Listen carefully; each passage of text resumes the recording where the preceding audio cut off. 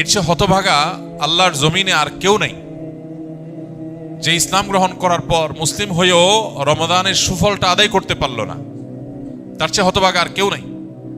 এই জন্য শুধুমাত্র এই গতানুগতিক সিয়াম আর তারাবি নয়, বরং এর পাশাপাশি আল্লাহর কাছ থেকে গুনাহগুলোকে মাফ করাবার জন্য আমাদের বিশেষ প্রচেষ্টা থাকতে হবে। ইফতারের আগে চোখের পানি ফেলে, কায় মনোবাক্যে দুহাত তুলে, প্রাণ উজাড় করে আল্লাহর কাছে আমরা দোয়া নিবেদন করব।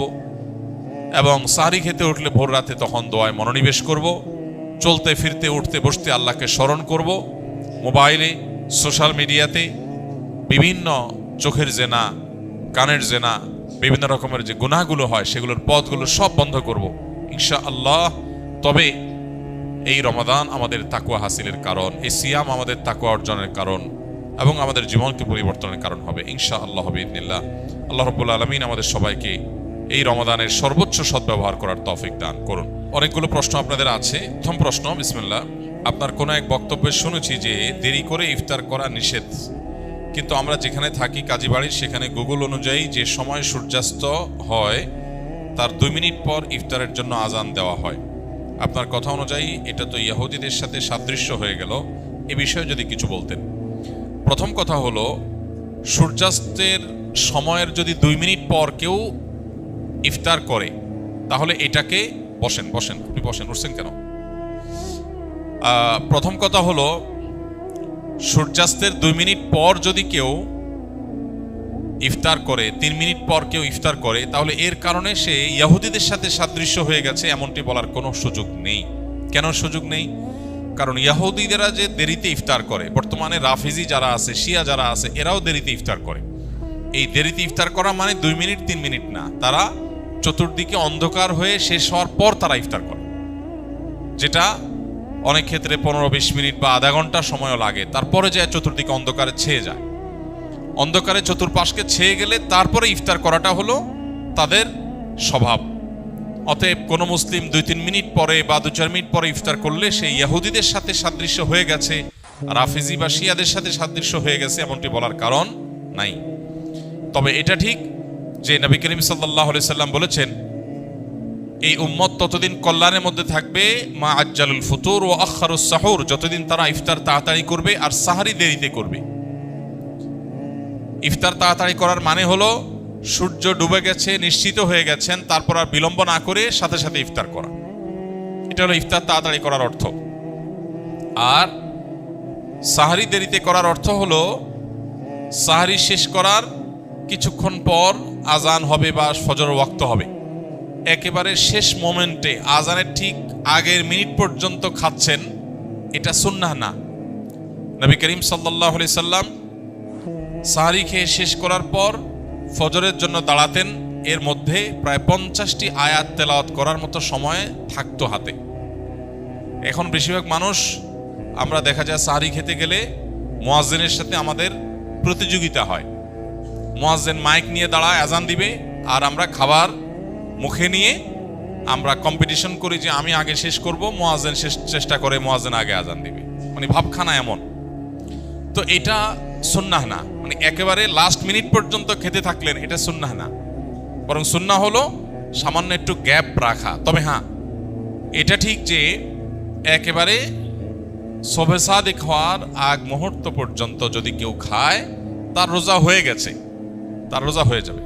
আর ইফতারের ক্ষেত্রে সূর্য ডুবে গেছে, ঘড়ি এই দিক সেদিক হতে পারে, 1 মিনিট আমার ঘড়িটা স্লো হতে পারে, এই সন্দেহের কারণে কেউ 1 মিনিট দেরি করে খেলো, তাতে সে দেরি করে ইফতার করেছে এটা বলা যাবে না, বা তাড়াতাড়ি ইফতার করার খেলাফ আমল করেছে সেটাও বলা যাবে না। তবে এটা ঠিক যে ইফতার তাড়াতাড়ি করতে হয় আর সাহারি দেরিতে করতে হয়, এবং ইহুদিরা রাফিজিরা যারা চতুর্দিকে অন্ধকার ছেয়ে যাওয়া পর্যন্ত অপেক্ষা করে, আমরা সেটা করব না।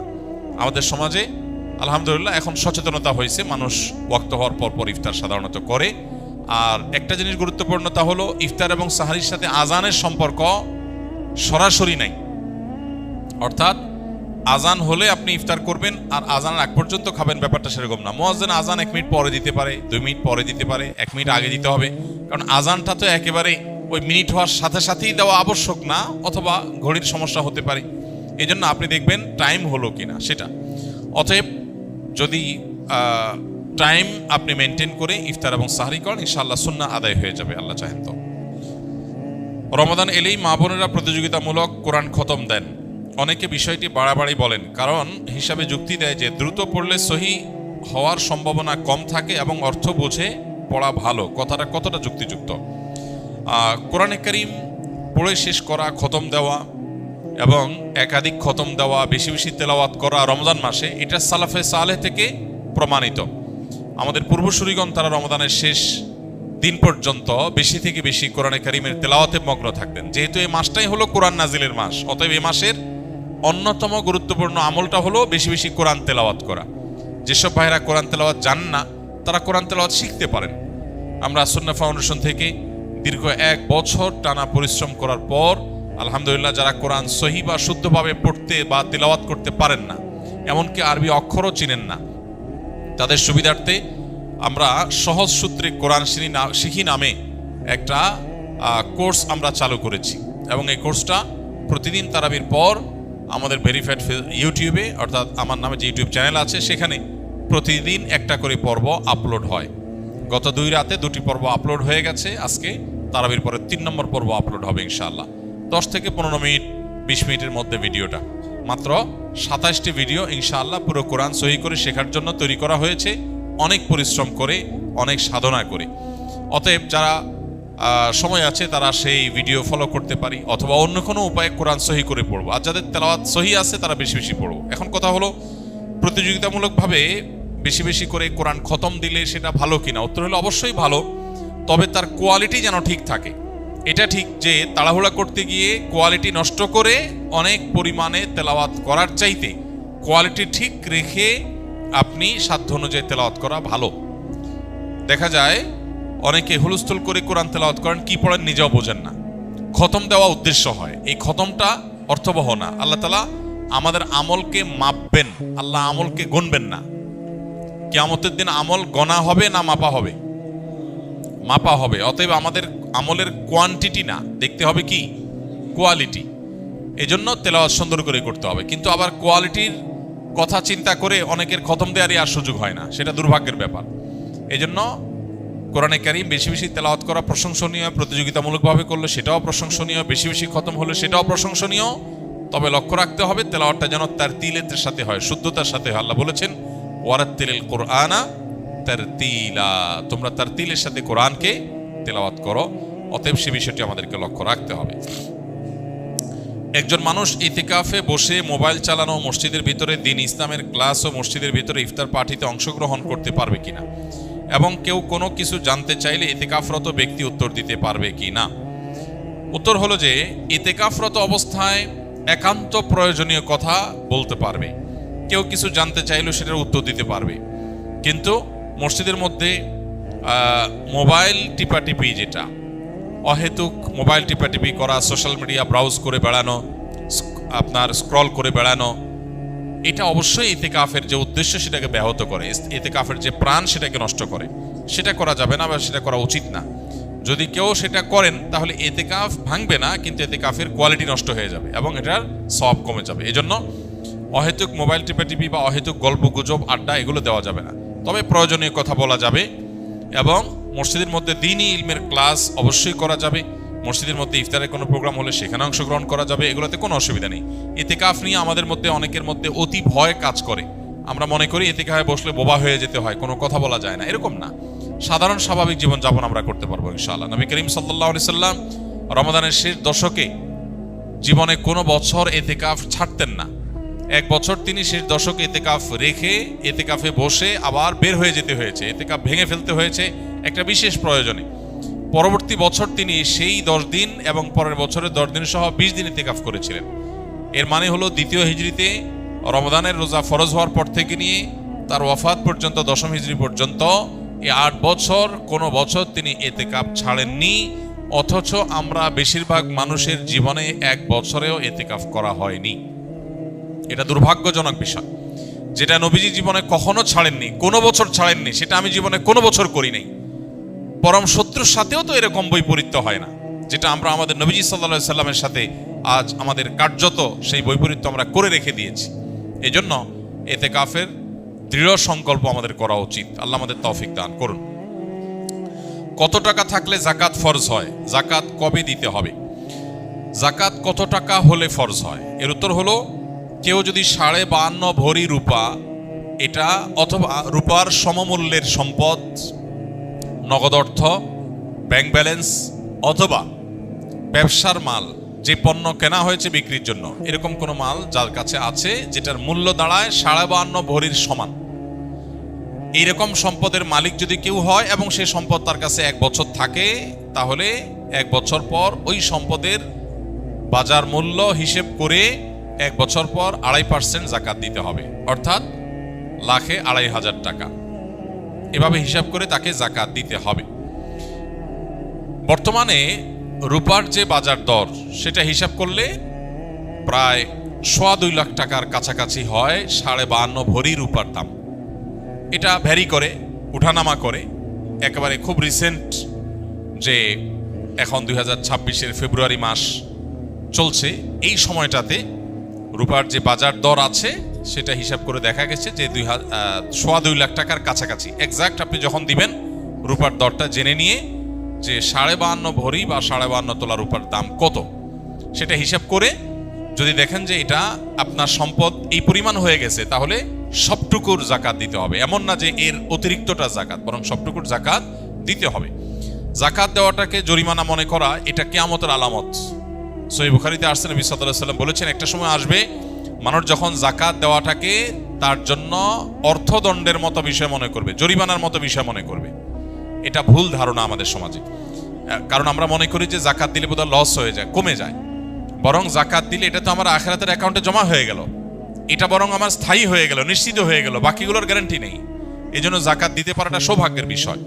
আর জাকাত কখন ফরজ হয়? এর উত্তর হলো যে জাকাত ফরজ হয় প্রত্যেকটা ব্যক্তির অর্থ বছরের আলোকে। সবার অর্থ বছর একরকম নাও হতে পারে। ধরুন আমি জিলহজের 1ম তারিখে জাকাত দেওয়ার মতো সম্পদের মালিক হয়েছি, তাহলে পরবর্তী বছর জিলহজের 1ম তারিখে আমার জাকাত আসবে। কেউ যদি মুহররম মাসে জাকাত দেওয়ার মতো সম্পদের মালিক হয়ে থাকে, তাহলে 1 বছর পর মুহররম মাসে তার জাকাত তার উপরে বর্তাবে। তো জাকাত বর্ষ এটা নির্ভর করে ব্যক্তি কখন সম্পদের মালিকানা আসছে তার উপরে। এখন কেউ যদি জাকাত দেওয়ার সুবিধার্থে, হিসাব করার সুবিধার্থে সে যদি একটু আগে দিয়ে দেয়, ধরা যাক যে আমার জিলহজে আসে, আমি রমজানে দিয়ে দিলাম হিসাব করে, কোনো অসুবিধা নেই, জাকাত অগ্রিম দেওয়া যায়, যে প্রতি বছর আমি রমজানে দিলাম, সমস্যা নেই। আমাদের সমাজে অনেকে মনে করেন রমজান মাসেই জাকাত দিতে হয়, জাকাত রমজান মাসেই শুধু দিতে হয়, এমন কোনো কথা নেই। তবে এটা ঠিক, রমজান মাস আমলের মাস, সওয়াবের মাস, এ মাসে আমরা বেশি বেশি সওয়াব হাসিল করার চেষ্টা করবো ইনশাআল্লাহ বিইذনিল্লাহ। সেই জায়গা থেকে আমরা নফল দান, অন্যান্য সাদাকা করব এবং বিশেষভাবে যদি জাকাত দেওয়ার চেষ্টা করি ইনশাআল্লাহ, সেটাও আল্লাহ তাআলার কাছে আমরা বিশেষ আজরের আশা করতে পারি। আমি 12 ঘন্টা কাজ করি, রোজা রেখে নামাজ না পড়লে কি রোজা হবে? রোজা রেখে নামাজ যদি কেউ না পড়ে, তাহলে এটা হলো লুঙ্গি খুলে পাগড়ি পরার মতো। অর্থাৎ রোজার গুরুত্বের চাইতে নামাজের গুরুত্ব বেশি না কম? বেশি। এখন আপনি রোজা রাখছেন কিন্তু নামাজ পড়েন নাই, তাহলে আপনি পাগড়ি পরছেন কিন্তু লুঙ্গি পরেন নাই, তাহলে পাগড়ি পরছেন, পাগড়ি পরার সওয়াব পাবেন, কিন্তু তার চাইতে লুঙ্গি না পরার গুনাহ ভয়ঙ্কর। তো এই জন্য রোজা রাখছেন, রোজার সওয়াব পাবেন, কিন্তু নামাজ পড়েন নাই, তার জন্য গুনাহ হবে তার চাইতে অনেক বেশি। এই জন্য রোজা রাখা উচিত, আবার নামাজও পড়া উচিত। রোজা রাখা যতটা উচিত, নামাজ তার চেয়ে বেশি পড়া, নামাজ পড়া আরো বেশি উচিত বা বেশি কর্তব্য। অতএব এই গুরুত্বটা আমাদের বুঝতে হবে এবং বোঝার চেষ্টা করতে হবে। আল্লাহ আমাদেরকে তৌফিক দান করুন। আমি জানতে চাচ্ছি, যদি কখনো শারীরিক অসুস্থতার কারণে তারাবি নামাজ না পড়তে পারি, এতে কি গুনাহ হবে? শুধু এশার নামাজ আদায় করলে হবে? বিশেষ কোনো অসুস্থতার কারণে কেউ যদি তারাবি নামাজ না পড়েন, তার রোজা হয়ে যাবে এবং তার গুনাহ হবে না ইনশাআল্লাহ। বিশেষ করে অসুস্থতার কারণে কেউ যদি মিস করেন, এরকম হতে পারে কালে ভদ্রে হঠাৎ কোনোদিন অসুস্থ হয়েছেন অথবা 2-4 দিন আপনার মিস হয়েছে, তো তাতে কোনো অসুবিধা হবে না ইনশাআল্লাহ। কারণ তারাবি নামাজ আদায় করা এটা ফরজ না। তবে একান্ত ওজর ছাড়া এটা ছেড়ে দেওয়া এটা চরম দুর্ভাগ্যের ব্যাপার এবং অবশ্যই অনুচিত কাজ এবং গুরুত্বপূর্ণ একটি সুন্নাহ পরিত্যাগ করা হলো। কিন্তু অসুস্থতার কারণে যদি কখনো মিস হয় তাতে গুনাহ হবে না ইনশাআল্লাহ। বিশেষ কোনো কারণে বাদ পড়লে আপনার রমজানের রোজা ঠিকই আদায় হয়ে যাবে। রমজানে নারীরা উচ্চ আওয়াজে কোরআন তেলাওয়াত করতে পারবেন কিনা? নারী হোক আর পুরুষ হোক কোরআনে কারীমের তেলাওয়াতের মধ্যে নীরবে তেলাওয়াত করতে পারেন, আবার কিছুটা মৃদু কণ্ঠের মৃদু আওয়াজে তেলাওয়াতও করতে পারেন। বিশেষ করে বাসা বাড়িতে একটু মৃদু কণ্ঠের আওয়াজে তেলাওয়াত করাই ভালো। শয়তানকে বিতাড়িত করবার প্রয়োজনে বিশেষ করে একটু উচ্চ স্বরে একটু সরবে কোরআন তেলাওয়াত করা গুরুত্বপূর্ণ। মেয়েদের কোরআন তেলাওয়াতের ক্ষেত্রে লক্ষ্য করতে হবে যে পরপুরুষের কানে যেন তেলাওয়াতের আওয়াজ না যায়, রাস্তায় বাসার বাইরে যেন না যায়, সেটা খেয়াল রাখতে হয়। বাসার ভিতরে যদি থাকে, পরপুরুষ বা গায়রে মাহরামের কানে যদি আওয়াজ যাওয়ার আশঙ্কা না থাকে তাহলে কোনো অসুবিধা নেই। বাসায় বসে সেরকম তেলাওয়াত মা বোনরা করতে পারবেন এবং সবসময় তাদের একেবারে নীরবেই করতে হবে এমন কোনো বাধ্যবাধকতা নাই, বরং কিছুটা সরবে করতে পারেন। বিশেষ করে পরিবারের অন্যান্য সদস্যদেরকে কোরআন তেলাওয়াতে উদ্বুদ্ধ করার জন্য যদি একটু আওয়াজ দিয়ে পড়েন তাতে কোনো অসুবিধা নাই, বরং অনেক ক্ষেত্রে এটা ভালো সন্তানদেরকে অভ্যস্ত করার জন্য। এবং বিশেষ করে আজকাল তো একটু সরবে আওয়াজ কোরআন তেলাওয়াত এটা বাসাবাড়ি থেকে আমাদের বিভিন্ন জায়গা থেকে উঠে গেছে, এটা করা দরকার। হ্যাঁ, মসজিদে যখন আপনি তেলাওয়াত করবেন বা এমন জায়গায় তেলাওয়াত করবেন যেখানে আরো অনেক মানুষ আছে, সেখানে জোরে তেলাওয়াত করলে অন্যদের ডিস্টার্ব হবে, সেখানে অন্যের ডিস্টার্ব যেন না হয় সেভাবে আপনাকে তেলাওয়াত করতে হবে। নবী করিম সাল্লাল্লাহু আলাইহি ওয়াসাল্লাম মসজিদে নববীতে এক ব্যক্তিকে উচ্চস্বরে কোরআন তেলাওয়াত করতে শুনে বলেছেন যে তুমি যাকে শোনাতে চাচ্ছ তিনি বধির নন, অর্থাৎ তোমার আওয়াজ যেন অন্য কারোর কষ্টের কারণ ডিস্টার্বের কারণ না হয়, এটা আমাদের খেয়াল রাখতে হবে ইনশাআল্লাহ তাআলা। রমজানের শেষ দশকের জন্য বিস্তারিত কিছু আমল বলুন। রমজানের শেষ দশকের বিশেষ আমল নবী করিম সাল্লাল্লাহু আলাইহি সাল্লামের জীবনী থেকে যেটা আমরা প্রায়, সেটা হলো যে আম্মা জানা আয়েশা রাদিয়াল্লাহু তাআলা আনহা থেকে বর্ণিত, নবী করিম সাল্লাল্লাহু আলাইহি সাল্লাম রমজানের শেষ দশক যখন শুরু হতো তখন তিনি কি করতেন? কানান নবী সাল্লাল্লাহু আলাইহি সাল্লাম ইদা দাখালাল আশর, রমজানের শেষ দশক যখন শুরু হতো, আহিয়া লাইলা, নাম্বার 1 তিনি রাত জেগে ইবাদত করতেন। অনেক মুহাদ্দিসগণ অনেক হাদিস বিশারদগণ বলেছেন এর অর্থ হলো রাতে তিনি ঘুমোতেন না শেষ দশক। আবার অনেক মুহাদ্দিসগণ বলেছেন কুমিল লাইলা ইল্লা কালিলার উপর আমল করে সামান্য ঘুমাতেন, বেশিরভাগ রাতে ইবাদত করতেন। তাহলে 1 নম্বর আমল হলো শেষ দশকের প্রতিটা রাত জেগে ইবাদত করা। নাম্বার 2 ও আইকাজা আহলাহ, নফল আমলের জন্য অন্য কোনো সময় পরিবারকে ডেকে তুলতেন না, কিন্তু রমজানের শেষ দশক পরিবারকে ঘুম থেকে ডেকে তুলতেন ইবাদতের জন্য। তার মানে পরিবারকে ইবাদতের জন্য উদ্বুদ্ধ করতে হবে। 3 নম্বর ওয়াশাদ্দামি ইজারা, তিনি ইবাদতের জন্য কোমর বেঁধে নিতেন। কোমর বেঁধে নেওয়ার একটা অর্থ করেছেন অনেক হাদিস বিশারদ, স্ত্রী সহবাস থেকে দূরে থাকতেন। আরবরা এরকম কোমর বেঁধে নেওয়া বলতে এরকম ইঙ্গিত করে থাকে। আবার অনেক মুহাদ্দিসগণ এর ব্যাখ্যা করেছেন যে কোমর বেঁধে নেওয়া মানে আমরা যেরকম বলি কোমর বেঁধে ইবাদত করা, কোমর বেঁধে নেমে যাওয়া কোনো কাজে, তার মানে সর্বোচ্চ মেহনত এবং পরিশ্রম সাধনা করতেন ইবাদতের জন্য। আর অন্য আরেকটি হাদিসে আসছে কানা ইয়াজতাহিদু ফীহি মা লা ইয়াজতাহিদু ফি গায়রি, নবীজি শেষ দশকে ইবাদতের জন্য এত বেশি পরিশ্রম করতেন, বছরে অন্য কোনো সময় ইবাদতের জন্য এত পরিশ্রম করতেন না। অথচ আমরা শেষ দশকে বেশিরভাগ মানুষ হয় গ্রামের বাড়ি যাওয়ার নিয়ে ব্যস্ত, গ্রামের বাড়ি যাওয়ার পরে বিভিন্ন বাড়িতে বাড়িতে ঘোরার, গ্রামে গ্রামে ঘোরার নিয়ে ব্যস্ত, আর শহরে যারা আছি তারা কেনাকাটা শপিং ইত্যাদিতে ব্যস্ত। তো এটা হলো আমাদের শেষ দশকের অভ্যাস, যেটা হাদিসের একেবারে বিপরীত। শেষ দশক হওয়া উচিত প্রথম দশক দ্বিতীয় দশকের চাইতে বেশি ইবাদতে বেশি মনোযোগী হওয়া উচিত আমাদের শেষ দশকে। আল্লাহ আমাদেরকে তৌফিক দান করুন।